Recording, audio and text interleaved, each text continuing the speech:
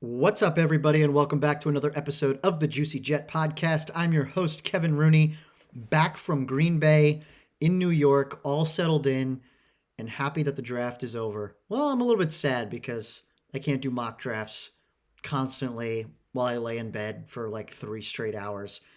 But we know who's on the team now, so we can move forward and start to figure out what is this team going to look like. Uh, what other moves do we need to make the rest of this offseason? What's training camp going to be like? What positions are these guys going to play? Who's going to be our starters? Who's going to be our rotation players? Who's going to make the roster? And then start to do some predictions on how the season's going to shake out. So it's a very exciting time. So I got a lot to talk about here on this episode. So I got a couple things I want to do. Obviously, we'll do a trivia question as always. We'll go through the entire draft class, talk to you a little bit about how I felt about the draft, who were some of the players I liked, who are some of the ones that I'm a little wary of, but we'll see how it goes. They're a Jet, so I'm going to root for them no matter what at this point. We'll go through some of the undrafted free agents that we actually signed post-draft. That there were some interesting ones. I won't go through every single one, but there were some ones that I want to call out. We'll do a little gym break because there's a lot happening in New York sports.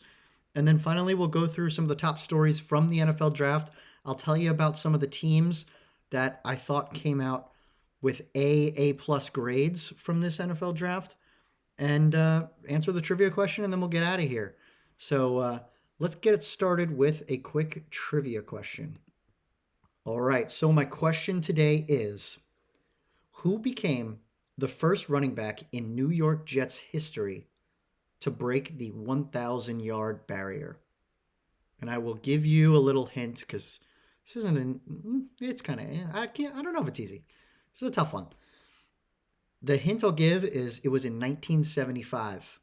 So the question again, in 1975, who became the first running back in New York Jets history to break 1,000 yards rushing? So good luck on that one, and I will answer the question at the end. But let's go ahead and get into the New York Jets draft. So we ended up walking away with 7 players, and we already talked about our first round pick. But actually, before we do that, before we get into each individual player, let's talk a little bit about the draft as a whole. Number one, you got to remember this is the first draft of Darren Muji and Aaron Glenn. And they just got hired probably, 3 months ago? 3 months ago. So in that time, when you hire a new coach and a new GM, you don't fire the scouts that have been working all year from the previous regime as you're about to roll into this draft, because there's no time to get everything together if you do hire a new scouting staff. So typically what happens is your first draft class is you're actually rolling with the previous regime scouts and trying to figure out who you're going to pick that fits you, your scheme, what your team identity is going to be. But it's not actually with the scouts that you're going to be moving forward with beyond this 2025 NFL draft. So Darren Muji, over the next 2 weeks, now that the draft is over, is probably going to be letting some scouts go and then bringing on some scouts that actually fit him and Aaron Glenn and what they want to do moving forward. So it's kind of weird that you have the Joe Douglas, Robert Saleh scouts, and there are actually some who have been here a really long time that were from before Robert Saleh and Joe Douglas. So I imagine he's going to want to clean house a little bit and clean this up. So I think that's a really interesting part that you got to keep in mind. Next thing you got to remember, we are not building this team to make the playoffs next year. We're building this team for sustained success in the future. So while teams like the Eagles, the Chiefs, the Ravens are probably able to pick for need because they could say, we have one hole here and otherwise we're a Super Bowl caliber roster, they can go take the best player at that specific position. With the Jets, it's, okay, we can pick for needs probably early in the draft when there's some really good players that you want to take at those positions. But then after that, it's take the players that you feel like are going to fit your team long term rather than just in this 1 year to try to sneak into the playoffs or whatever it is. They're trying to build long-term success. So that's something you got to keep in mind. Now, there are a couple themes that popped up as I was going through this draft class that you noticed. And one big one that I really liked is we took players from really big schools who played against top-level future NFL competition. Missouri, Miami, Florida State, Georgia, Alabama, LSU. That is our draft class right there. That's the SEC and the ACC just wrapped into one draft class, which is really exciting because we know what we're seeing on tape is them playing against high level potential NFL players. So that was really exciting to me. I was getting a little bit tired of, going after players who, well, they have potential upside based on the film that we see. No, it's like we've actually seen them do this well against NFL caliber talent. So very excited about that theme. I hope that carries through to future drafts for Muji and Aaron Glenn. The next piece, the front half of the draft, they went super young. Almost every player was 20 or 21, which is great because then you're just getting them as they're starting to develop, get into their prime. They'll still be young. While the back half of our draft, we kind of went away from that theme and we picked some players that were 23, 24, where by the time you're up for your next contract, you're 27 years old, where your career is unfortunately not going to last that much longer. So I think that those are probably the big themes that came away. I'm trying to think of anything else. Oh, it was high character players too. Uh, Aaron Glenn said in the press conference a few times, we want tough, resilient. You could see some team captains, leaders. Like it seems like they were looking for good people as well. So not just highly talented players, but players with a good mindset, work hard, good head on their shoulders, and then had those leadership qualities that every coach typically says they're looking for, but not everyone actually does that when it comes to picking those players. So props to them for sticking to those characteristics in players they were looking for. So if we go through every pick here, pick number 1, we already talked about the first round.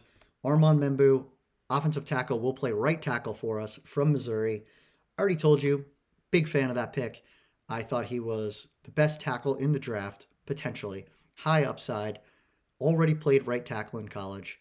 He is a freak athlete, ran super fast, and was explosive at the combine.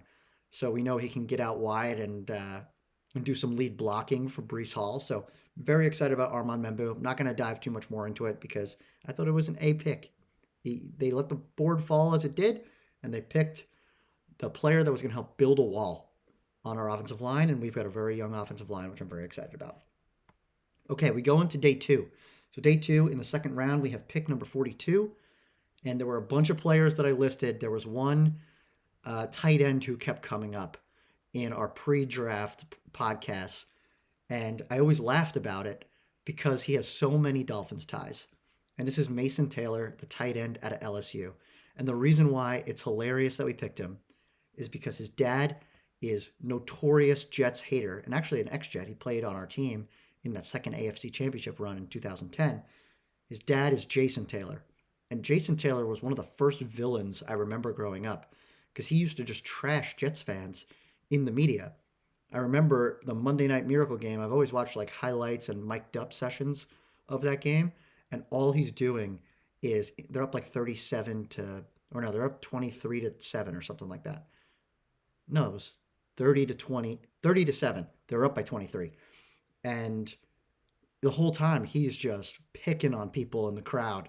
And then, of course, the Jets come back, win the game. Jumbo Elliott catches the bobbled touchdown in the end zone, and then John Hall wins it. So I think it's hilarious that now he has to root for the Jets, and his son is on the team.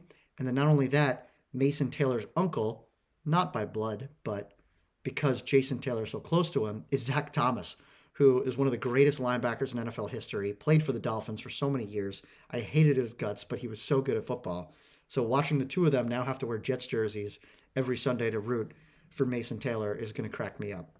But when we talk about the player Mason Taylor, it's also hilarious. We saw some pictures of him as a kid in his Jet stuff because dad was on the team running around. It's like a full circle moment. So very cool that we got Mason Taylor. But I'm very excited because he's a weapon in the passing game. I wouldn't say he's the greatest blocker of all time. I'd say he's average. He can like hold his own blocking. That's probably why he wasn't a first round pick. But he's really good in the receiving game. He's not going to get a ton of yards after catch, but he's going to be reliable in terms of catching the ball, getting open, separating, things like that. So I'm very excited about Mason Taylor. Our tight end room was a disaster. So I feel like he can slot right in day one as a starter, just like Armand Membu can do at right tackle. So I'm pumped about this pick. I'm really excited to have somebody that can catch the ball. And it's not just all on Garrett Wilson's shoulders. So, and again, another pick I'm super happy about. He's out of LSU, another big school. That's an A pick for me. So, very excited about Mason Taylor. Then in the third round, we're at pick 73. I'm sitting there saying there's a lot of D tackles on the board, there's a lot of wide receivers on the board.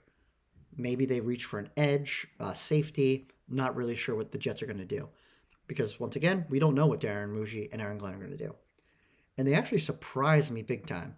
And they take a corner, Azareye'h Thomas out of Florida State.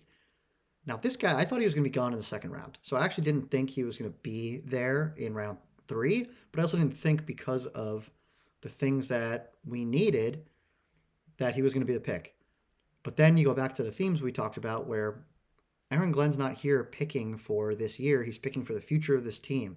And Azareye'h Thomas is someone who can be a QB, cornerback 2 in the future. So you got Sauce Gardner, and then you got him. We signed Brandon Stevens, so it's going to be really interesting to see. Is Brandon Stevens the starter at cornerback? He's played safety in the past. Does he move to safety? But Azareye'h Thomas is someone who can slide right in day one. I don't think he will, but he's someone who could. Now, I think the big knock on him is, well, first of all, the positives. He's a really tall corner. He's like 6'1". He is very physical as well. The two knocks on him, number one, he's not like ridiculously fast in like a 40-yard dash. So I think that's why he fell, is because that straight line speed is not fast. So like technically a wide receiver can just blow right by him, but he's so physical that they're not going to. He's so physical in press and man coverage, and that's what Aaron Glenn's going to want to do. So I think he's someone I'm really excited about. Once again, went to Florida State, a big school, which is great. So yeah, I'm really excited. It's another really good pick, and I didn't think we needed corner, but once again, it doesn't matter. We need good players that are going to help us in the future, and I think this could be a guy who could be opposite Sauce Gardner. Now remember, Sauce Gardner, he's like 6'4", super speed, not as physical, but can play press for sure. So I think it's gonna be really interesting to see the two of them together. It's gonna be fun because that's probably two of the biggest corners in the league that you're gonna have. So yes, very excited about Azareye'h Thomas. So I'm like, after day 2, I'm like, hell yeah, we've got like this awesome draft going. Darren Muji is our king.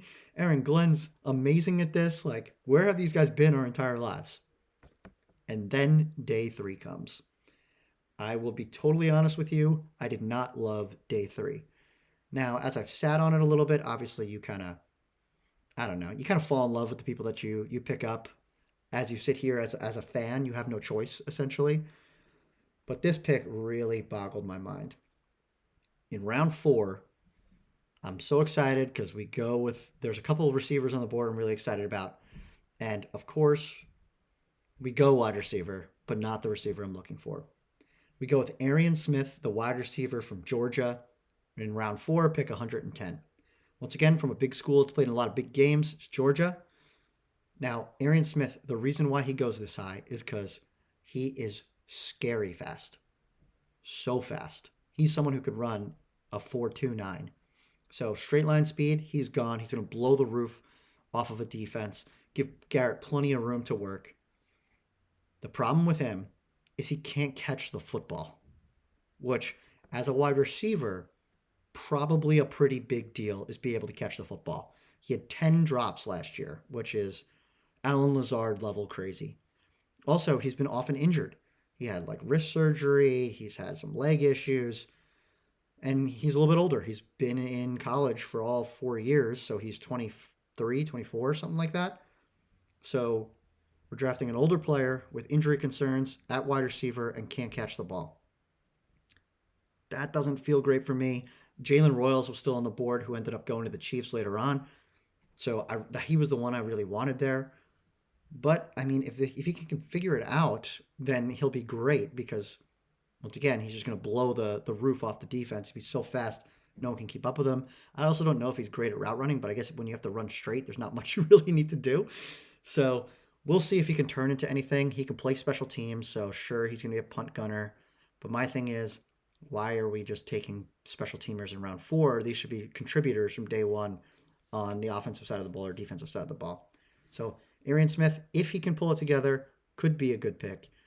I was a little annoyed that Aaron Glenn compared him to Jamison Williams because Jamison Williams also had drop problems, but Jamison Williams was a freak. Like he was a round one player no matter what, even with the drops. So I think those are not the same thing. You can't compare the two, Aaron. So that's where things started to sour on me was this pick, and this was for me the worst pick of the draft. So this is where the draft starts to tank a little bit, or this is where the draft hit rock bottom for me, and then starts to turn around. So we go into pick four, or round four, pick 130. Very excited about this pick. This was a good one. Surprised me, but I really I'm a big fan of it. I thought we were going to wait to take safety a little bit later, take our guy R.J. Mickens, who we'll talk about in a little bit. But we take Malachi Moore, safety from Alabama. He is a 4-year starter, started as a freshman under Nick Saban at Alabama, and unfortunately didn't live up to his potential completely. Brian Branch ends up coming to Alabama, takes his spot, but actually allowed Malachi Moore to move around a little bit. He played a little bit of nickel, played some free safety, so he's used to playing a couple different positions. What I really like about him is he can tackle. He can also run free as a free safety in terms of being a ball hawk. He can cover. So really excited about him because our safety room also stinks. Like Tony Adams, we've seen it over the past couple of years. He can't be a starter. So the quicker Malachi Moore can get ramped up, the more we can start to use Andre Cisco, Malachi Moore, and Tony Adams together in different places. And one of the crazy things about this is Aaron Glenn talks about Malachi Moore. Also, he's a huge leader on Alabama as well. But he talked about Malachi Moore, and we're like, oh, how'd you come across getting him? He's like, I literally called Brian Branch because Brian Branch was the safety from Alabama that took Malachi Moore's spot and then played on Aaron Glenn's defense for the Detroit Lions. He calls him and he says, tell me a little bit about Malachi Moore. What do you like about him? And what does Brian Branch say? He just says, dog. So Aaron Glenn is perfect fit for him. Going to play, I think, a perfect chess piece for his defense. So very excited about him. No more missed tackles from Tony Adams. No more bad angles from some of the safeties we've seen in the past. So very excited about Malachi Moore. I thought it was a great pick, and brought me back in after the Arian Smith pick. So that was great. Then in round 5, pick 162, we come back and we take a linebacker. I will tell you the truth. I had no idea who this guy was. Definitely not on any of the boards that I was looking at in terms of players we could take in round 5 or round 6 even. Francisco, and I'm going to try to say his name, Malagoa? I think it's Malagoa. He goes by Kiko, so we're just going to call him Kiko from now on. But played middle linebacker at Miami. For him, very instinctual, good tackler. He's great in the run game. He can also rush the passer. What he's not good at is the receiving game. He's also gotten hurt a little bit as well. Sounds like he's going to be a special teamer. Once again, another special teamer for us, but we'll see about him. I mean, we don't have a lot of depth behind Quincy Williams and Jamian Sherwood, so we do need developmental linebackers behind them. So if we can get him on the field and he can play a little bit of special teams and then rotate, play a little bit in the preseason, see how he does. But he's not someone I was looking for. So this one kind of brought me back down a little bit again, like not an A for me, probably like a C pick. Because he does have that leadership quality. He is instinctual. We'll see what he can do. He's also a little bit bigger than a Quincy Williams or a Jamian Sherwood. Those are two small linebackers. So it'd be nice to have someone who can like thump a little bit. So that was round 5. And then once again in round 5, we come back, trade back up, and we take another player from Miami. So 2 teammates from Miami with our last 2 picks. We take edge player Tyler Barron. For him, another player that I thought we were too early on. So between Arian Smith, Kiko, and now Tyler Barron, I thought we were too early. I think Muji completely misread the board for these 3 picks. I think we could have waited a lot longer. I think he could have traded back. Instead, we actually traded up and lost draft capital, which especially in 2026, we did a pick swap with the Ravens, which I don't want to lose capital in 2026 when we're going to be closer to being a super competitive, maybe playoff team. Or if we need to trade up for a quarterback because Justin Fields stinks. So I was a little upset with the trade ups that we had here. I don't think Muji really understood the value of these players. And I think a lot of that probably has to do with the scouts.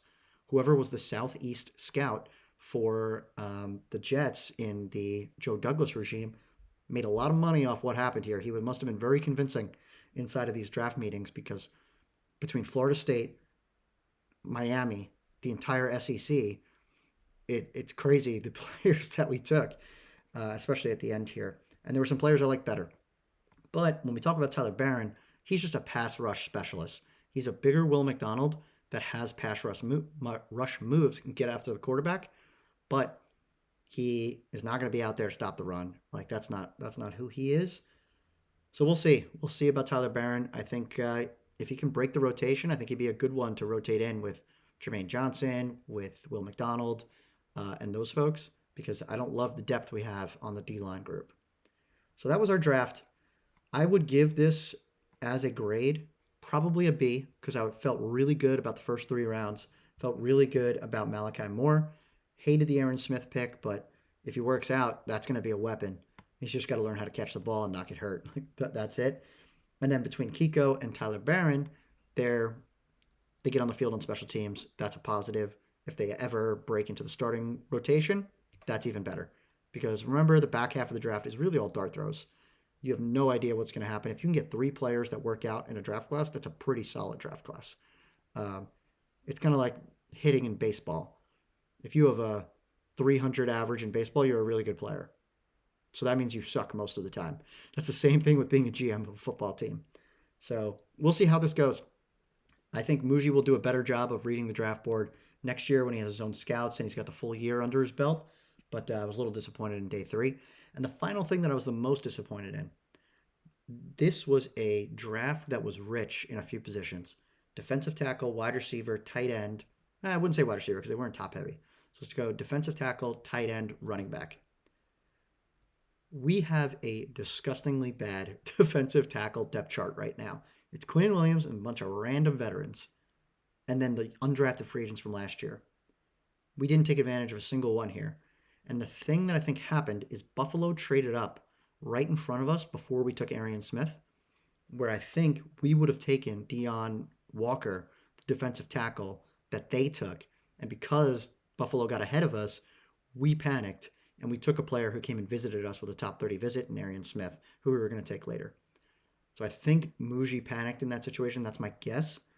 And hopefully for the next draft, we'll lean into the strengths a little bit more. But let's quickly go through undrafted free agents. Nothing too crazy that I want to hit on.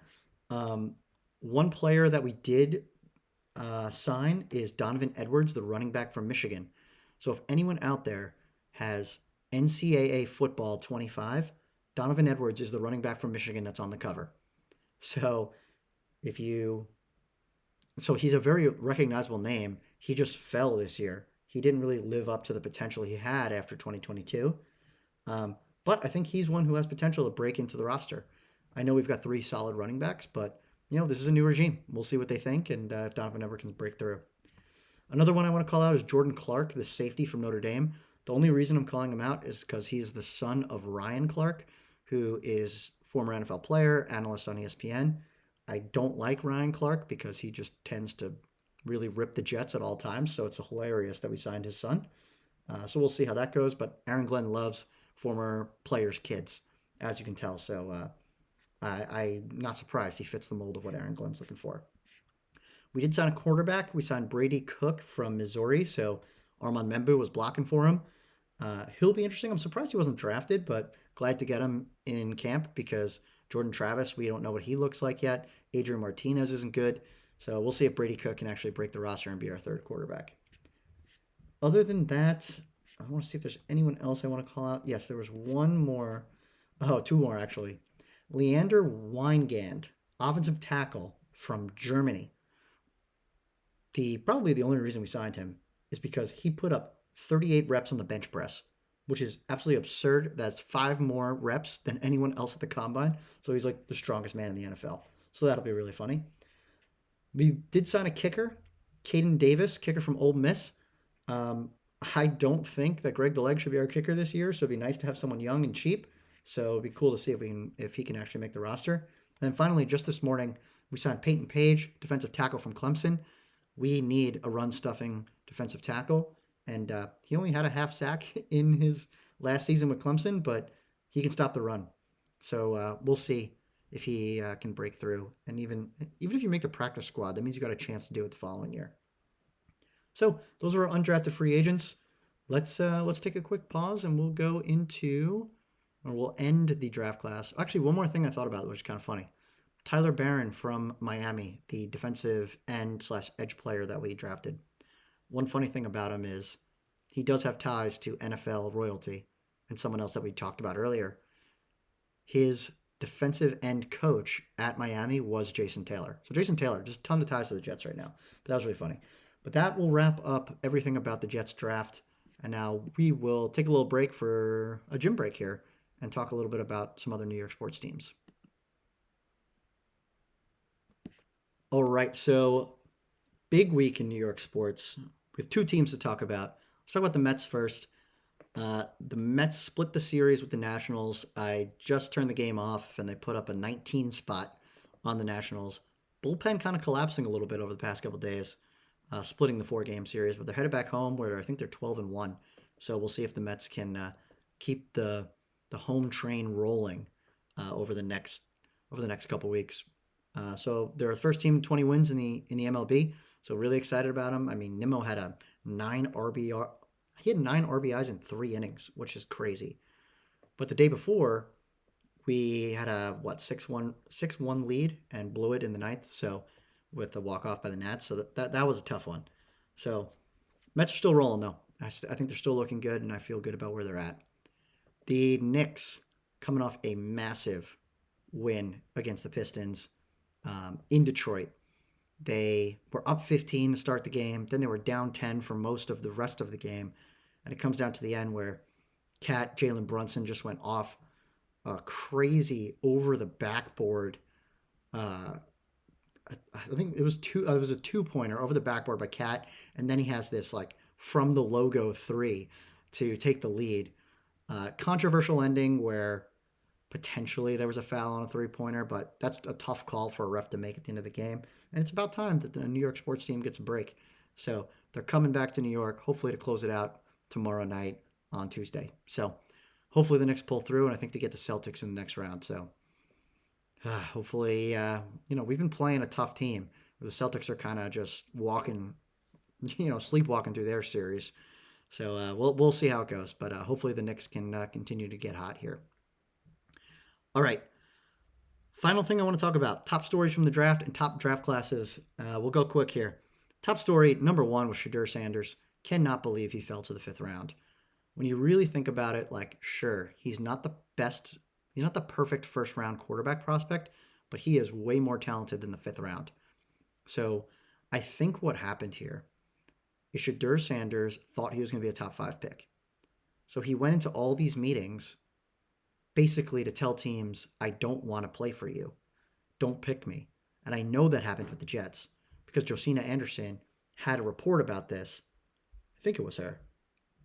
Maybe it was 2-3 months ago. It was during the combine saying a team in the top 7 took Shedeur Sanders off their board because of XYZ things.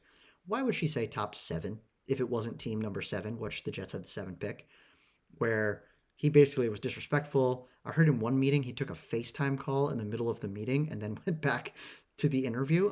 I'm like, what?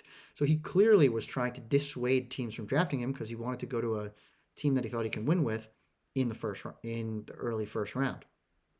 But then he starts to fall, and all these teams have wiped him off their draft board. Plus, do you really want your backup quarterback? Because at that point, once you're past the first round, you're probably a backup. Do you really want your backup to have all these cameras and distractions around them while you're trying to win with your starter? I could see a lot of owners and coaches being like, no, we don't want this. So he falls to the 5th round. The Browns crazily take Dylan Gabriel, a quarterback who was like my height, a round before.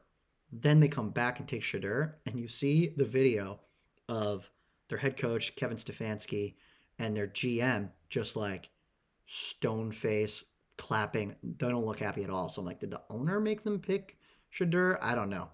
It was a very weird situation, but he's on a team now. And honestly, he could probably win the starting role with that team. They have 5 quarterbacks who are terrible. It's like Joe Flacco. No, do they have Joe Flacco? I know they have Kenny Pickett. They've got Dylan Gabriel, Shadur, Deshaun Watson, who's not going to play. Who is their other quarterback? I think it is Flacco. So, like, I feel like that's one where he could, if he is the quarterback that he thought he was, he should easily win that job. But we'll see how it goes. The other crazy story that this applies to the Jets is the prank calls that were happening.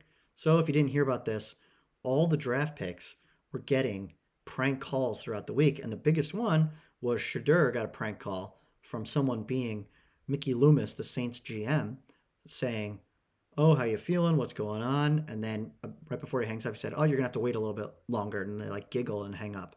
And Shadur was like, "That was weird." It turns out it was two young kids who were like 21. Well, they're not kids, they're adults, they're 21. And one of the people who got the phone number is Jeff Ulbricht's son, Jax Ulbricht. So it turns out all the coaches get the phone numbers of the players because the NFL gives them like burner phones essentially for the draft. And Jeff Ulbricht's son saw the phone number, wrote it down, took it back with his buddy, and made a prank phone call to Shadur during the draft. First of all, if I'm Jeff Ulbricht, I am so embarrassed. If that was my kid, oh man, I would lose it because then my job's in jeopardy at that point and my reputation. Because now we know that we can't trust Jeff Ulbricht with confidential information. And this is a guy who was trying to be a head coach. His stock is just tanking, Jeff Ulbricht. He was a horrible interim coach for the Jets, and now this happens to him. I feel kind of bad because it is a 21-year-old doing something stupid. He had to apologize. The Falcons had to apologize. It was a whole mess. It sounds like Shadur didn't really care that much. Who knows how he really feels. But man, I was like, thank God Ulbricht is not the Jets head coach at that point. That would have been such a crazy story. If it was the Jets, oh my God, the stuff that would come out about it would have been insane. So I'm glad it was the Falcons, not us, but crazy that it was Jeff Ulbricht's kid. That's just a wild thing. And I heard there's a bunch of other people that did this, but it doesn't sound like they were, sons of coaches or anything like that. So wild story. That was so weird. But okay, let's go into my top draft classes from the NFL draft. I mean, number one, big shout out to the Seattle Seahawks. Seahawks, I feel like we're trying to trade out in the first round and then just got this guard, Greg Zabel, who is a perfect fit for them from North Dakota State. They need to protect Sam Darnold at all costs because when he is under pressure, he panics. It's the seeing ghost things. We saw it in the playoffs last year. So I thought that was so Greg Zabel, great pick. Then in the second round, Nick Emanwari, who was like one of the top safeties in the draft, I think they traded up to get him, is an athletic freak. So they draft him, who I think is going to be a great fit in that defense. Then at number 50, they go with probably the fourth best tight end in the draft, Elijah Arroyo out of Miami, who could be a little bit injury prone, but I think a great target for Sam Darnold in that offense. Then at 92, Jalen Milroe falls to them. So now they have a quarterback of the future that can sit behind Sam and learn because he's not someone who can just play right away, but he has all the talent to be really good. Then they go Torrey Horton at 166, which I thought was great. So overall, the top half of their draft I thought was fantastic. Props to Seattle Seahawks. I don't know how good Sam Darnold's going to be. Hopefully he's similar to what he was last year, but you set him up for success with a draft like that. So props to Seattle Seahawks. This next one I'm a little biased on because I feel like I know a little bit more about this team than I should, but it's the Los Angeles Chargers. I really love what the Chargers did because I love a lot of the players that they took. Amari Hampton in the first round, I mean, perfect for the Harbaugh run game. He's out of North Carolina. Then with their second pick goes with probably one of my favorite later wide receivers in the draft, in Trey Harris. Just like a big target on the outside. I think it's perfect because then you can move Lad all around wherever you want. So very excited about him. And I think he's the reason why Jackson Dart was as good as he was, or he's one of the reasons at least. So very excited about that. Then they go in round 4, Kyle Kennard, the edge rusher from South Carolina.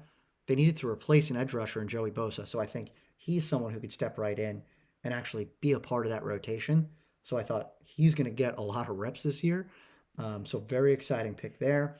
Keandre Lambert-Smith, I think another wide receiver who could eventually break the rotation. We'll see if he can grow into the role. Round 5, Another guy I love. Also has NFL bloodlines. Oronde Gadsden second. His dad was actually a Miami Dolphin, who I absolutely hated when I was growing up. But the reason why I love Oronde Gadsden is he's not your typical tight end. He's a wide receiver, essentially. He's a guy that you can put anywhere on the offense and just throw him jump balls. He's just like a vertical threat that should be able to split the defense. He had like 900 yards and 6 or 7 touchdowns last year with Syracuse. So love Gadsden, and I can't believe they got him late in the 5th round. And then finally, the last pick that I'm obsessed with, another one with NFL bloodlines, a guy that I really wanted that I thought Aaron Glenn would take eventually. R.J. Mickens, safety out of Clemson. His dad, Ray Mickens, obviously played with Aaron Glenn with the New York Jets. So he'll be like a special teams player probably, but he could tackle. He's tough. He could play nickel. I think he's very versatile. So another really good player. So props to the Chargers on a great draft. Then I go with the Baltimore Ravens. What a surprise. Rich get richer, like I talked about. Malachi Starks, I don't know how he fell to them in the 1st round, but he gets to play the traditional safety role, so then they can move Kyle Hamilton all around the defense. So that was a great pick. In round 2, Mike Green, the edge rusher from Marshall, falls to them. He falls because there was a domestic assault or something like that, or sexual assaults maybe, where we don't really know if he's going to get in trouble for it, but he's probably the most talented, well, besides Abdul Carter, probably the second most talented edge rusher in this draft. So I can't believe he's going to be on that Baltimore defense. It's awesome. They got a tackle in Emory Jones from LSU in the 3rd round. Let me see, who else did I like? Oh, the other one I wanted to call out. They draft a kicker, actually with the pick they traded with the Jets from Arizona. And the reason why this is significant is because Justin Tucker is doing the massage parlor stuff that Deshaun Watson did. So this was the first sign that the Ravens are actually not sticking behind their kicker, Justin Tucker, because this whole time they have been very much supportive of him. But now it seems like they draft a kicker because they know his time is almost up. So they had a couple other good picks. Aeneas, I think his last name is Peebles. He's a defensive tackle from Virginia Tech, who I really liked. So I thought an overall great draft for the Ravens. They're going to be good once again. And then finally, my last one. This pains me to say. I hate that I have to talk about this. But one of my favorite drafts was the New England Patriots. Unfortunately, they've had probably the best offseason I've ever seen in terms of the talent influx, the coaching influx, getting Mike Vrabel. They're going to go from one of the worst teams in the NFL to probably somewhere in the middle, and they're doing everything they can to support Drake May, which is great. So their first pick, Will Campbell, tackle from LSU. We'll see if he fits in that tackle role, but otherwise they can move him to guard and they'll be fine if you can't do that. Then they go with Travion Henderson, the running back from Ohio State, who I think is a really great fit in a Vrabel style just team. You know, they're going to ground and pound with Ramondre Stevenson as well. So I thought that was a really good selection. Then in round 3, this one killed me. They take Kyle Williams, the speedy wide receiver from Washington State, who actually visited with the Jets. So I thought, okay, they're really looking for speed, the Jets are, with Kyle Williams and Arian Smith. But unfortunately, Kyle Williams goes before we can pick. We picked at 72. He went at 69. So then we got stuck, and that's where we went with the corner instead, and then Arian Smith later. So I'm really upset that Kyle Williams is with them. Anyone else that stood out? Oh man, they took Joshua Farmer, the defensive tackle from Florida State, big run stuffer. When I was looking for those D tackles, I'm like, okay, if Josh Farmer's still sitting there, and then of course the Patriots take one, the Bills trade up in front of us to take one, so we were never able to get where we wanted. I thought Braden Swinson was a good pick, the edge from LSU. They picked a kicker as well, Andres Borregales from Miami. Anyone else that I really liked in their draft class? That was it. They had a big draft class. I think they had like 11 players. But combined with their offseason, I think they're doing all the right things. We'll see if it all comes together. Maybe it'll take a year or two, but I really like their draft. And it all depends on Drake May. If he plays well, the team will play well. So those are my winners. Not a ton of losers. I mean, I thought this draft wasn't a great draft overall. So that's why I'm okay walking away as a Jets fan with 7 players instead of like 10. Um, but yeah, I'm sad it's over, but also happy that we can move forward knowing who's going to be on our team. So with that, that is my overview of the draft. We can now go forward and talk a little bit about, is this roster better than last year's? And we can talk about that in a future episode. I'll bring on some guests now that we have an actual roster in place. And then we'll see. Today was the period where compensatory selections don't count against you. So if you sign a player off free agency, it actually won't hurt you when it comes to compensatory picks for next year. So it just means if I sign someone today, I can still get compensatory picks next year, and I won't have to trade one out because I signed somebody. So there's a couple of receivers out there, defensive tackles, all those veterans that are still out there on the market. All right, so with that, that is another episode of the Juicy Jet podcast. Let us answer the trivia question first, though, before we go. So the trivia question was, in 1975, who became the first running back in New York Jets history to break the 1,000-yard barrier? And the answer here is actually someone who's not known for being a Jet. He's actually was known for being a Washington Redskin. Number 44, John Riggins. So John Riggins, NFL Hall of Famer, who unfortunately did not become a Hall of Famer because of his time with the Jets, but he was a good player. I think he just got mad about the way he was being used, and then forced his way out and goes to Washington and has an amazing career. So it's actually also kind of weird. It took us till 1975 to have a 1,000-yard rusher, but especially when all you did was run the ball back in the 60s and 70s. But with that, that is another episode of the Juicy Jet podcast. I put out a bunch of content this week just about the draft as a whole, especially on TikTok. So if you go ahead and follow me at JuicyJet25, on Twitter, KevinRooney25. I think you can also follow me on Instagram too at KevinRooney25. But I really appreciate everybody listening. If you can give me like, rate, review, subscribe, all that good stuff if you're actually listening, or if you're on YouTube and you can see the Jets draft class behind me. I got the Jets draft hat on. But appreciate it, everybody. We'll talk to you again in next week. See ya.